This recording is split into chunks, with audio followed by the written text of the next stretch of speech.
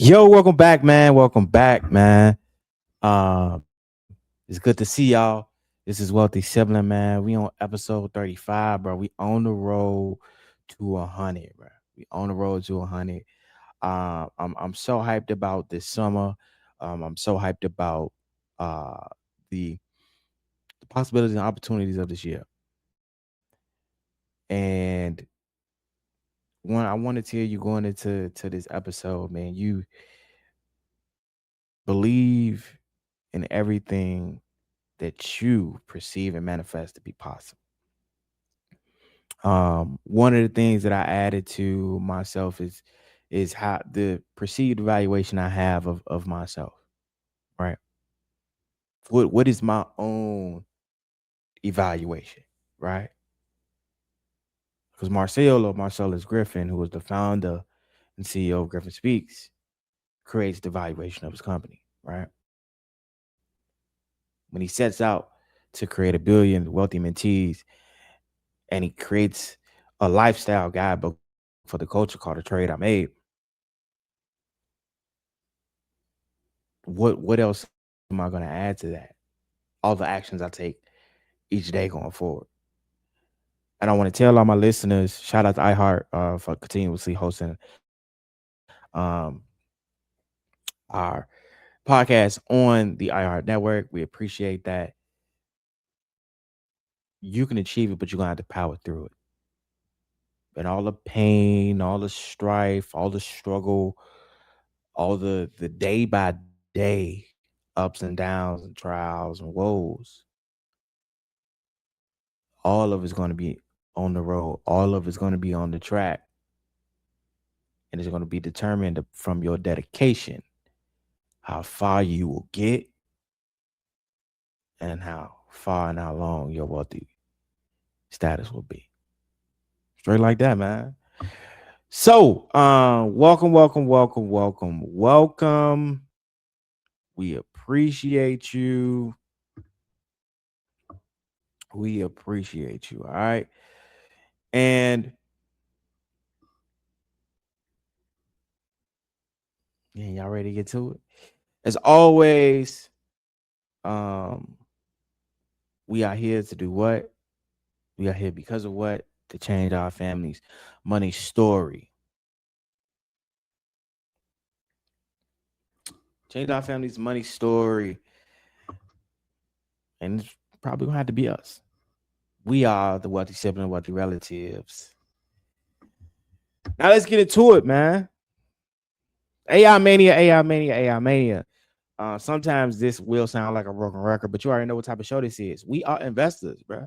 We are entrepreneurs. We are business women and businessmen. We are business siblings, right? And the relatives, we are the ones. This is what we own. This is what we own. So it's AI mania. Uh, Dell, which is crazy.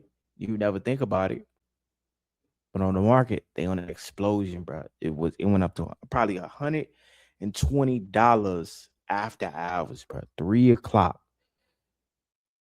3 o'clock, man. And it's a lot of speculation. It's a lot of speculation as to why we are having this bull trend in certain sectors, tech sectors and others.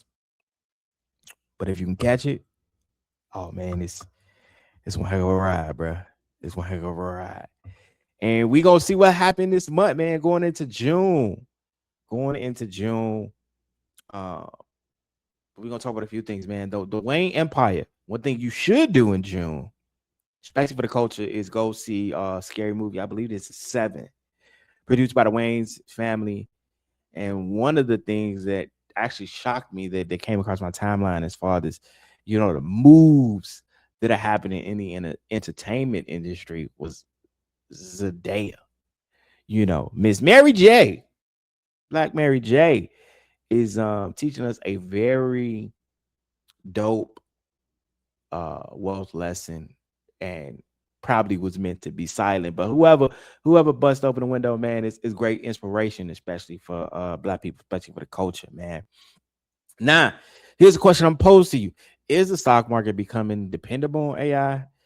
And what can investors learn from families and creators who understand ownership better than most, supposedly, the analysts of Wall Street. But so today, here's the main things we're gonna be discussing: how AI may be fooling the stock market. I told y'all about the Home Depot play, but we still in that. I'll let you know that three stocks, that I'm looking to get into as a short swing. My three entries, I somewhat probably made my decision. But we're really going to see what tomorrow's bell is going to look like. But I do like swings with a little bit more time on it, because the theta, and the theta is the time frame. So the shorter the time frame, the more your stock has to move. So if you don't have volatility on your side, or you get the trend line wrong with the volatility, your trade can go left. This is options. But the Wayans family empire, bro. I don't think we talk about the incredibly impactful, incredibly pillared Black families we have in industries, not just in entertainment, but in industries. And then, hey man, this is dope. What is it?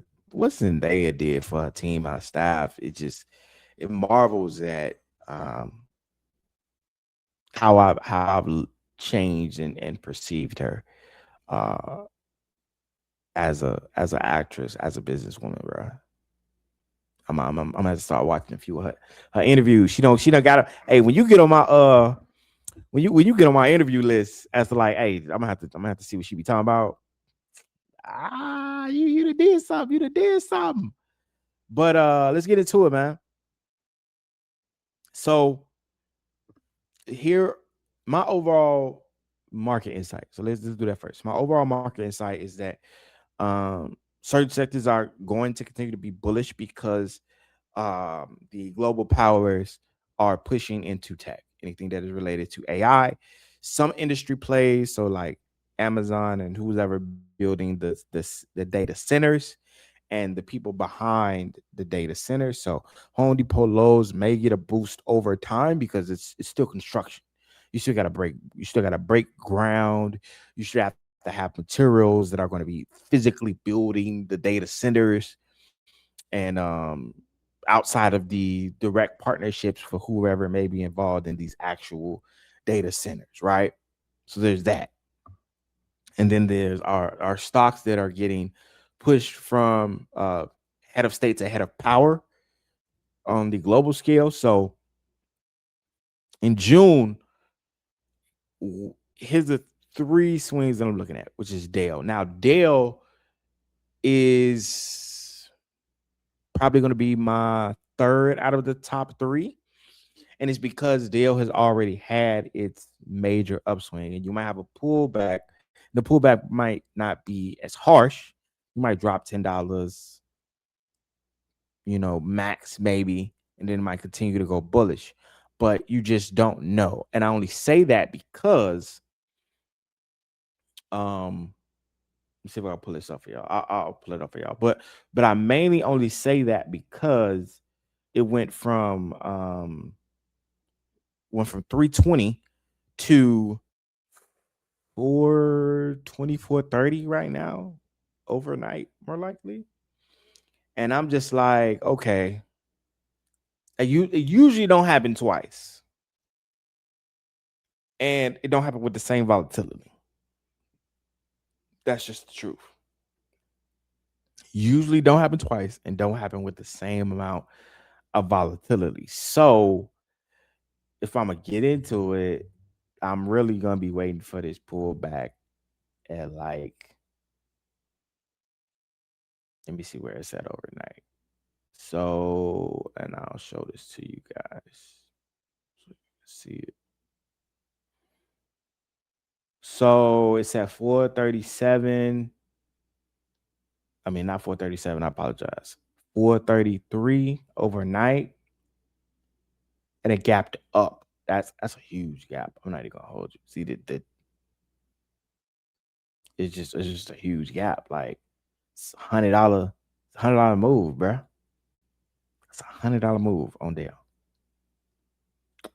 Like, and the market has to explain this, not necessarily in words, but like make it make sense. And then I don't even think the analyst. I don't have the analyst specs, but what I see is a correction. Probably will get down to maybe 380, 390. A pullback to 400 is a possibility. That's probably gonna be a correction. But that's one that I'm looking at. But why? So Dell has become one of the biggest beneficiaries of AI infrastructure spending. The demand of the AI service continues to increase, and the businesses expanded to the data center. So Dell is attached to that, and Dell is becoming one of the most important picks and shovels. So this analogy is very, very iconic to the clothing line Levi. So Levi and the founders of Levi, I don't believe it's direct founder, but in that ecosystem when the original gold rush actually happened and the Wild Wild West whole concept, one of the people who became rich from selling the tools that everybody used.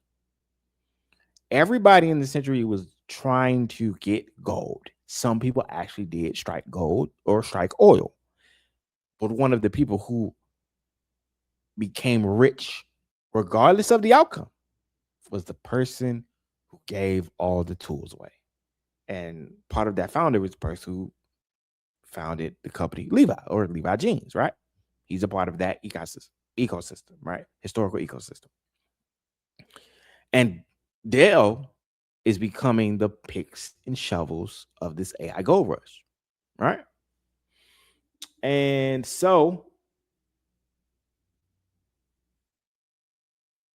I do want to show you that I think you guys seen it, but I'll show it to you one more time because it might not have came back because it does that and then give me a second.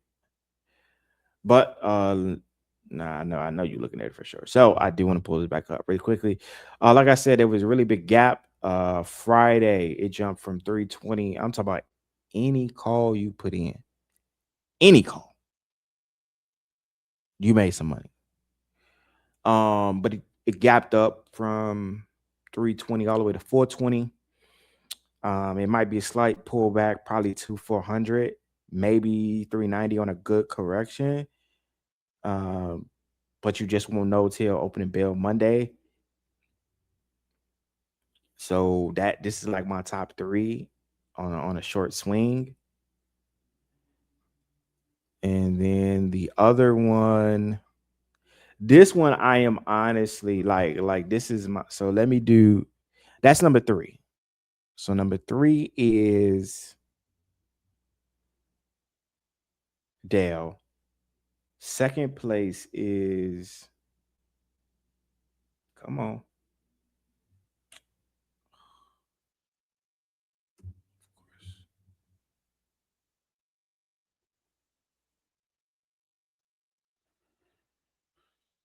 Give me there we go.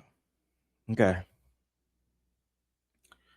So second place is, and this is a more stable, like you can see what happened through the trading days, and there's not much of a gap to where like I can't see where this could go or if it could go higher. Now, Broadcom has never been this high, and the best entry you had was actually in March for a very long call, because it went from 290 to 460. Second best entry would have been in April, 320. Third best entry would have been towards the end of April at 390. For me, if this candle pulls back to its low, really, really 415. If it gets between 420 to 415, I would put a call in there. Because I just have to see what this would look like. But why Broadcom? So Broadcom powers much of the networking infrastructure behind AI altogether. Every AI, okay, let me reiterate this. Every AI data center needs connectivity, network equipment, and semiconductors. Everyone. And Broadcom could be the big winner. Broadcom is, I put trades in a Broadcom before. Broadcom has never really left like in my top five of if I'm going to get into this AI or semiconductor space outside of NVIDIA. Broadcom is always going to be on my list. And it just depends. If your money's longer, you can utilize your thought process for your top five. Hopefully, it's in one sector, but to see which one pans out. And this is going to be my number one. This is going to be my number one entry for June, and um I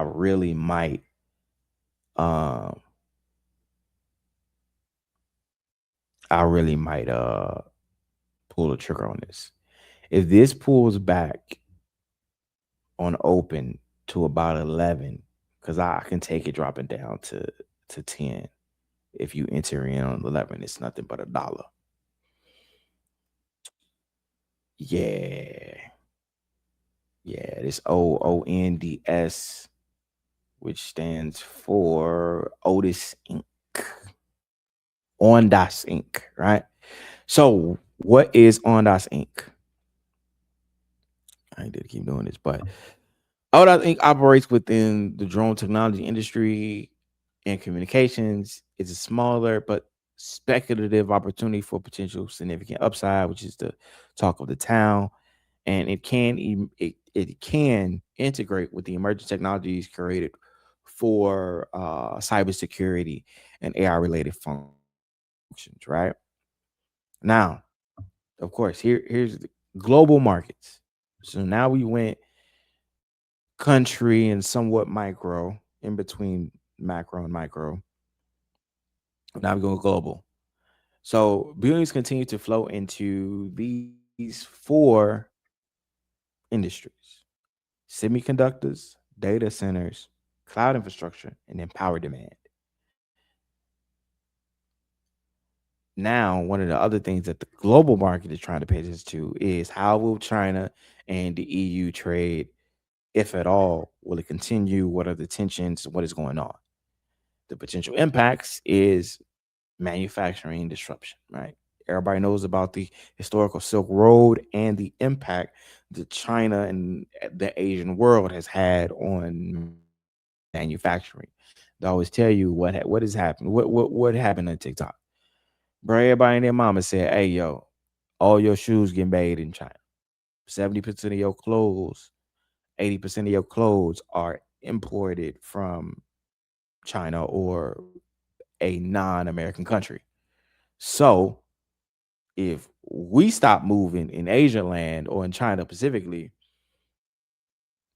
you out of luck with your favorite Jordans that cost 3 times of what it is to actually make. I challenge somebody. Well, I said this to a mentee. Um, I forgot what I think it was a Almiri. I think it was Almiri shirt that was costing like 100 plus or whatever the case was, and I was like, "All right, how much is a shirt from Marshalls? $20. Same polo, same t-shirt." I said, that's the same cotton. I literally, I'm not hating on your style. I'm not hating on social appreciation or social value, but I gotta tell you, especially now because nobody told me, bro. That's the same cotton.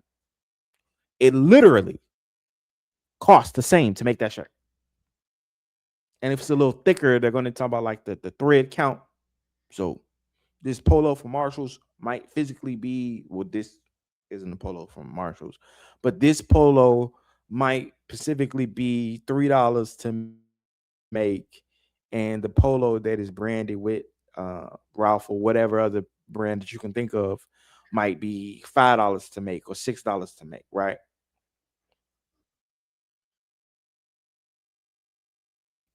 And then infrastructure expansion. Again, AI is the talk of the century. It is the talk of now. So you're going to hear a lot about it. But in this aspect, infrastructure expansion. So more electricity. I just seen ads saying that they're going to give you many data centers that you can attach to your houses. It sounds very similar to when they did the solar moves and saying you'll get discounts. And they'll probably run the same type of play where you'll get some form of tax write-offs or some way to offset the costs that if you got a mini data center driven home, there may be incentives like in your city or in your state for all this taxes wise. You never know. But that seems where like they're gonna go. But it's going to cost more electricity, more servers, more network equipment, more industrial capacity, right? So companies are supplying the infrastructure, continue to attract investors' attention. This market isn't rewarding AI the way people think. It's rewarding the companies selling the equipment, the infrastructure, and technology that is powering the AI future. Now, one of the things that I think that we should always talk about when it comes to the future is how are we as a culture empowering our future, right? How are we doing that? What's possible for us and these things. So for me, I think that the culture needs to talk about how are we empowering each other, how are we empowering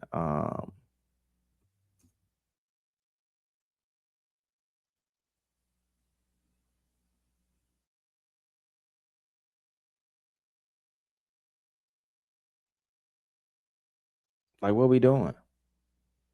And one of the ways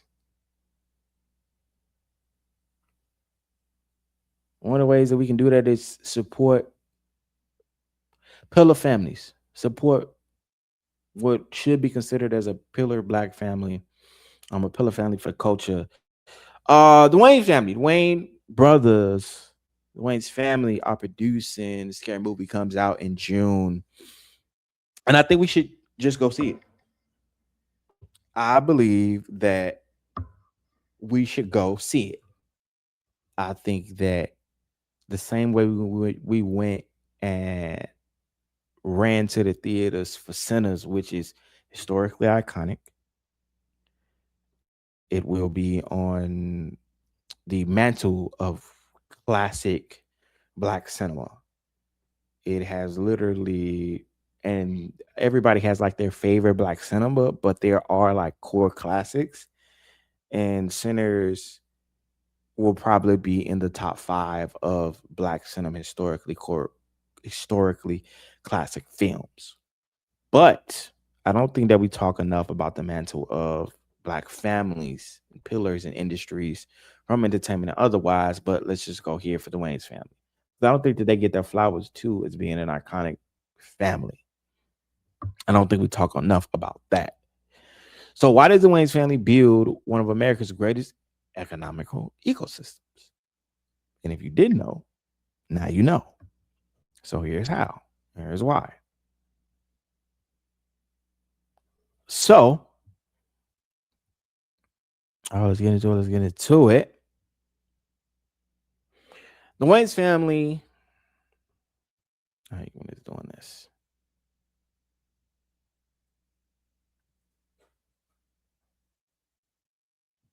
Here we go. Okay. So the Wayans family may represent one of the most successful examples of family wealth creation in modern entertainment. Instead of creating one successful celebrity, they created an entire ecosystem. Similar to the Jacksons. The Jacksons demolished music, the Wayans demolished theater, art, acting. But they have actors, writers, directors, producers, comedians, and business owners. The family repeatedly created opportunity for one another while maintaining ownership of intellectual property.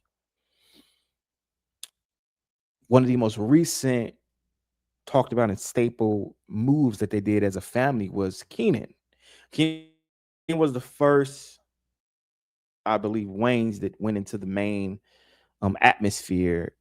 I forget what I think it's I'm gonna get you sucker, which to me reminded me a lot of Shaft, but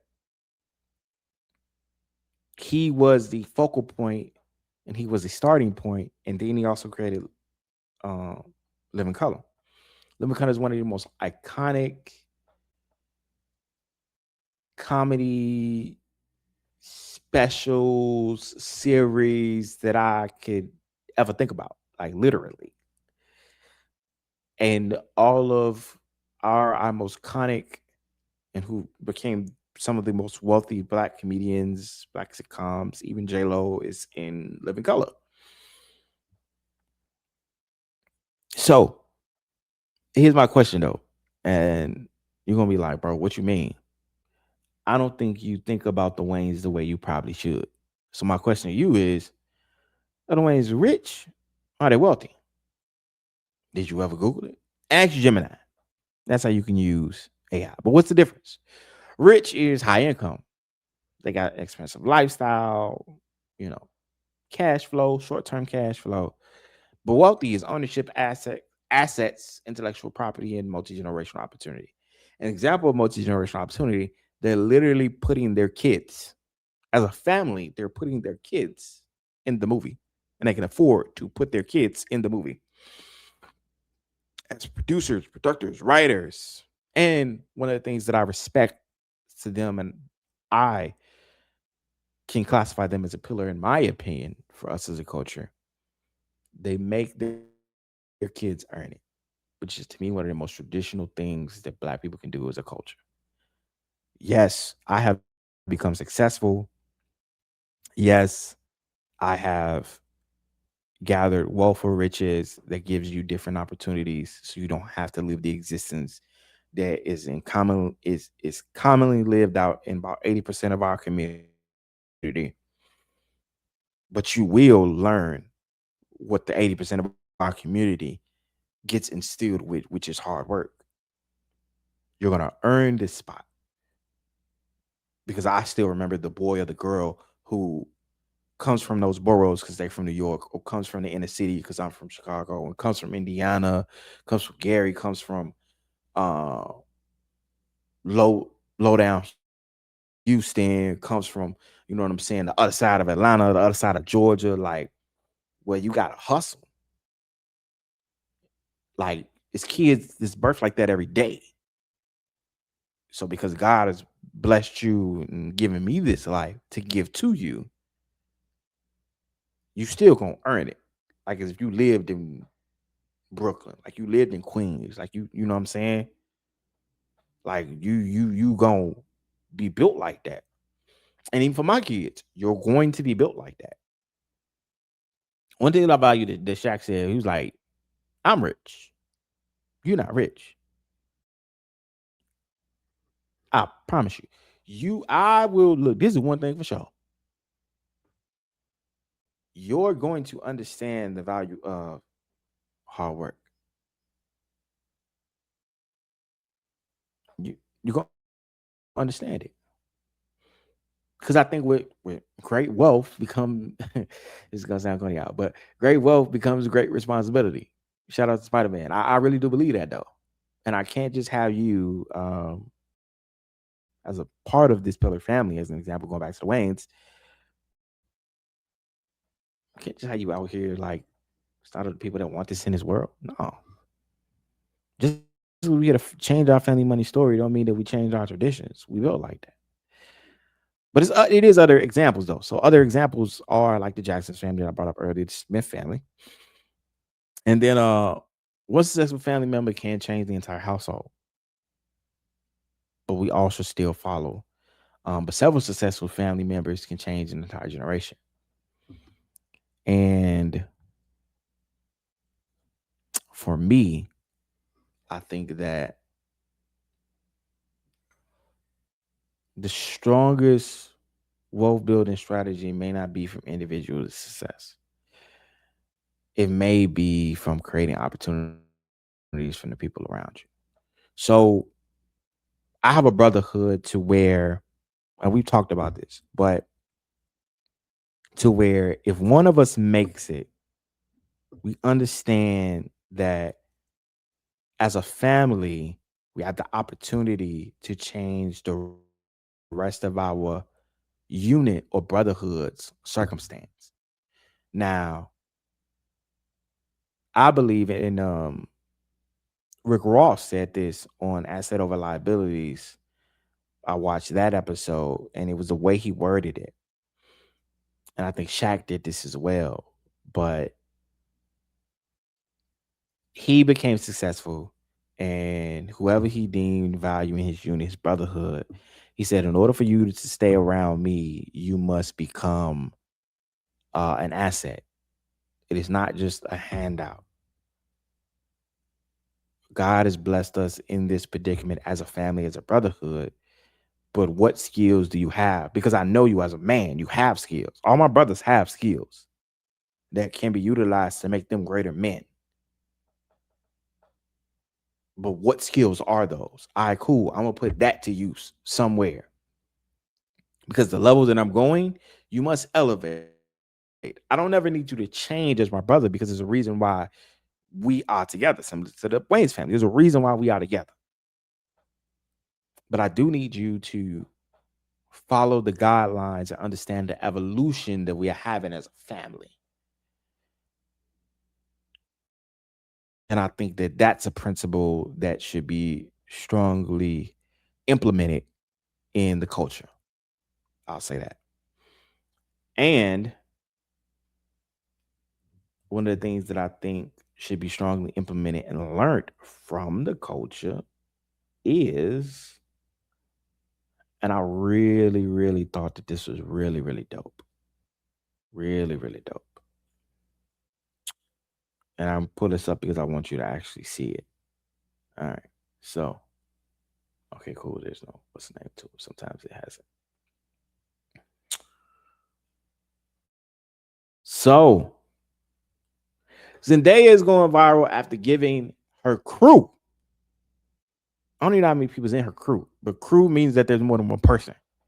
1% each on the Malcolm and Mary, like probably producer credits. They earn a percentage of the production. They get a percentage of like whatever the gross from the film makes. 1%. And they ended up cashing out heavily after the Netflix picked up the. So this probably happens in a similar way. Kickstarter. So um Woody, Woody, who plays Kane in Power Book 2, came to Chicago. And if you're listening to this, your host is from Chicago. So Marcel, the Wolfman told Wealthy Sibling is from Chicago. So sometimes you're gonna hear me reference that city particularly. But shout out to all America, shout out to down south, shout out to Georgia, all y'all. But I say that because I'm bringing up something that this seems to be tailored. And you get producer credits when you endorse or put money behind a project that is produced by someone in the entertainment industry and probably someone in a few other industries. But I thought this is really, really dope. So here's what possibly happened. She gives them 1%, her entire crew. She gives them 1%. And when Netflix picks up the deal and they give them a deal for $30 million, each crew member, let me repeat this. Each crew member earned $300,000. So let me explain something to you, bro.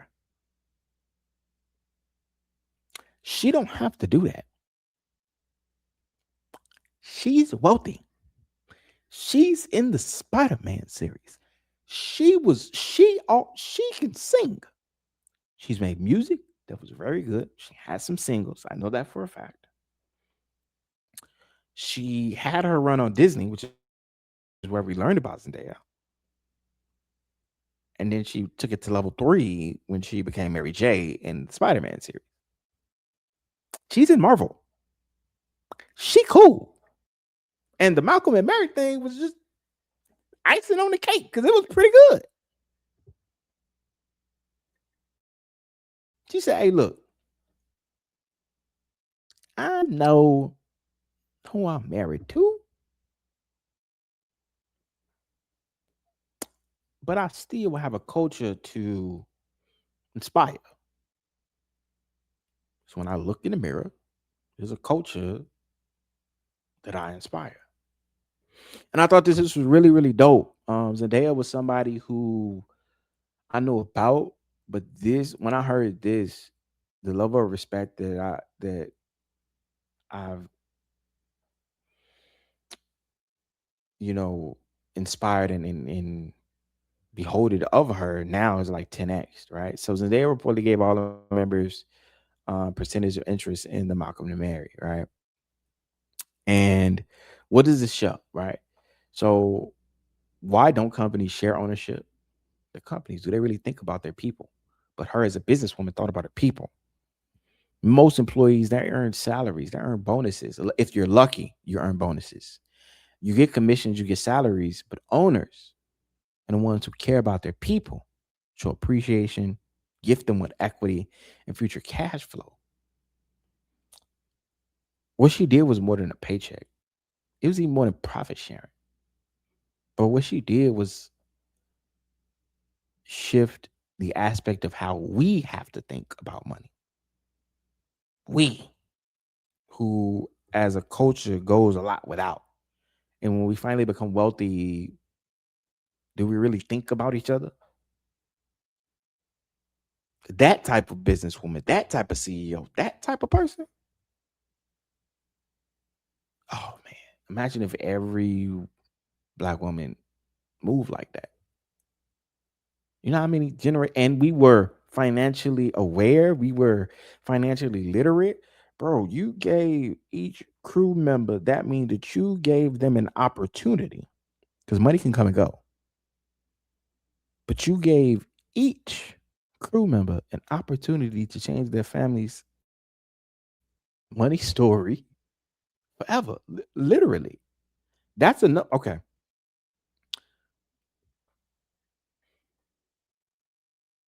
Let's say I was on her crew. So I'm gonna break it down to you what I mean. Because you're like, bro, what you talking about? Okay. So let's say I'm on Zendaya's crew. And she just gifted me with $300,000. I'm quitting my job. I might even quit the industry. So the way I think I'm gonna quit, I'm gonna stop working. I might do some projects for fun, but I'm literally just like, I'm going to stop working. I'm going to pay up my rent for the entire year. Let's say it's $1,000 around America, right? So it's anywhere between 1,000 to maybe 1,500, pretty much around America. So let's just say it's $1,000 for the whole year, 12 months in a year.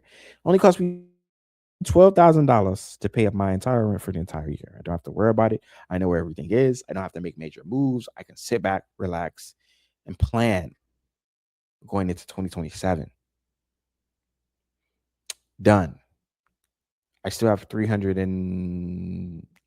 Let's just try to make this simple math. 15,000 is going to my rent. Boom, that's done. Maybe another 5,000 is going to bills and maybe groceries and possibly together, depending on that, if you're living alone, if boom, done. I got 280 left. First time home buyer, because 9 times out of 10, I may or may not have bought a home for the first time. If I'm written, boom. First time home buyers program. $10,000 down. See, I'm teaching you how to break down money whenever you get these scratch offs that you keep scratching. If you listen to the show, I promise you I'm going to prepare you for that moment if you really get it. Listen, $10,000, $10,000 to $25,000. I'm gonna say if you're not trying to pay, they call it mortgage insurance when you go get to qualify for the loan. You pay more than 20%, you don't have to pay the insurance that is taxed on to. It removes the insurance that's taxed on the back end to your loan because there's um precaution that they take even for giving you the money for the house. And I would even go so farther as to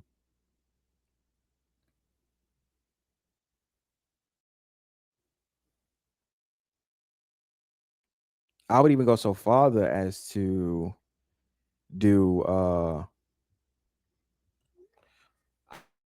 I would even go so farther as to do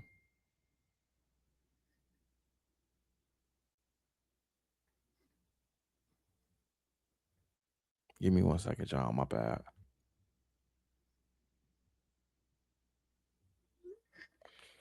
I would even go so farther as to do the 20% because now I don't have to pay the tax on interest from the loan. And then even from the loan, I would do a 203K loan, FHA 203K. So a 203K, if you never heard this term, is a loan that is used to rehab the home or multifamily. Because I'm thinking multifamily, and I didn't even clear that up. To buy the property that you want to fix up. The overall 20 to 30-year mortgage that is in there, there's also money that is used to fund improvements that you want to make on the home or changes that you want to make on the home. And they may or may not give you all of what you need. So you probably end up spending maybe another 30 grand into doing like these max improvements if this is like your quote unquote home that you're going to live in. Now you can also do one of those new constructions. It depends on your picture. But for me, I would have did a paid my rent up for a year, did my FHA to while they're doing the construction. So when I move out in 2027 into my newly furnished washer and dryer, car driveway, gated home, maybe somewhere anywhere it's hot, home, multifamily unit, bow. And honestly, I would just get two. I would probably get a loft and still do the 3OK loan with the 4 unit maxed out with the new construction into it. Wow. Cash flow, and I got 200K left. Let's just go. I can go. I can fund my Roth. 5 Roths. Built my trust. Start whatever fun business I want and put money in the market. Come on. What we talking about? And this is at least up to 5 people.